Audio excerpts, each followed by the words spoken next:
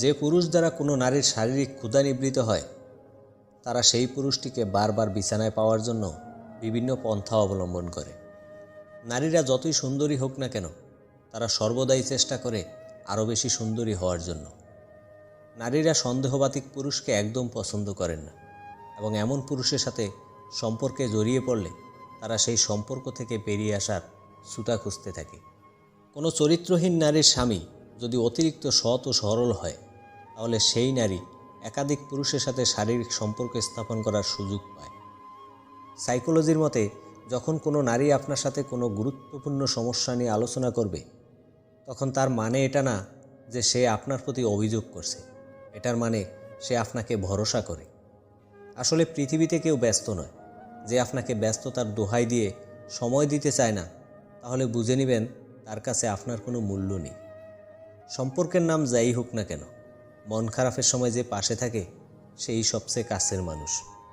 কষ্ট আমাদের তারাই দেয় যাদের আমরা অনুভূতি দিই। অচেনা মানুষ তো ধাক্কা লাগলেও সরি বলে নেয়।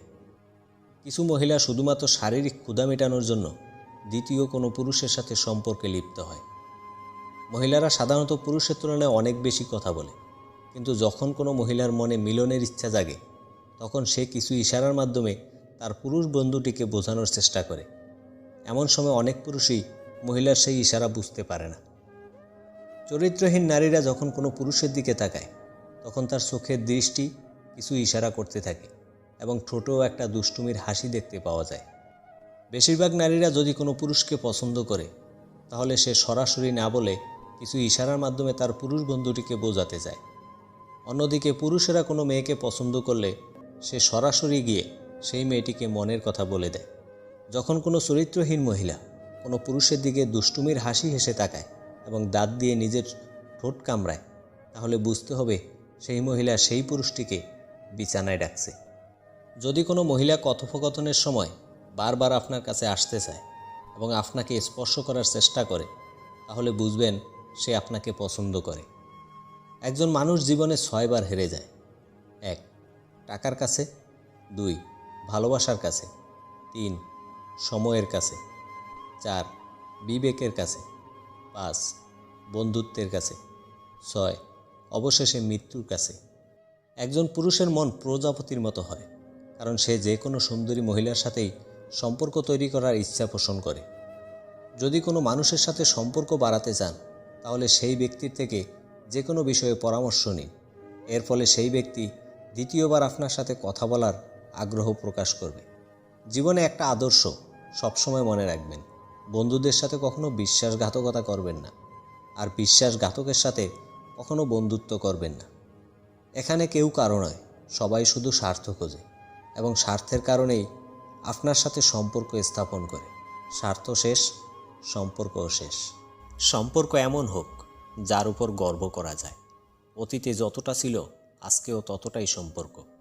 শুধু সুখ ও দুঃখের সময় পাশে থাকা নয়, সম্পর্ক তো প্রতি মুহূর্তে একান্ত আপনজনের আশ্বাস দেয়। অধিকাংশ মেয়েরাই তার পছন্দের মানুষগুলোর সাথে কথা বলে কম আর ঝগড়া করে বেশি, কারণ তারা মনে করে ঝগড়া করলে সম্পর্কটা আরও গভীর হয়। আসলেই তাই।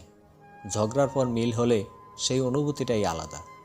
ভালোবাসলেই ভালোবাসা পাবেন, এটা ভাবা ভুল, কারণ দুনিয়াটাই এখন স্বার্থপর।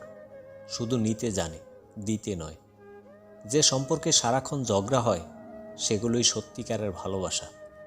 কেউ কাউকে বুঝতে চায় না।